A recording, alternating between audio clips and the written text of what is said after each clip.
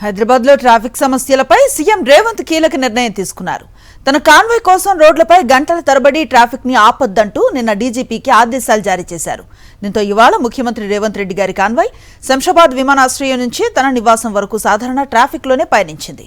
ప్రజలకు రోడ్లపై ఇబ్బందులు కలిగించే చర్యలను పూర్తిగా నివారించాలని సీఎం స్పష్టం చేశారు.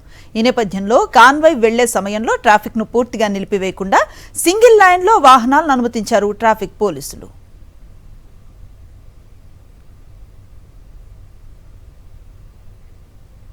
హైదరాబాద్ లో ట్రాఫిక్ సమస్యలపై సీఎం రేవంత్ కీలక నిర్ణయం తీసుకున్నారు. తన కాన్వాయ్ కోసం రోడ్లపై గంటల తరబడి ట్రాఫిక్ ని ఆపొద్దంటూ నిన్న డీజీపీకి ఆదేశాలు జారీ చేశారు.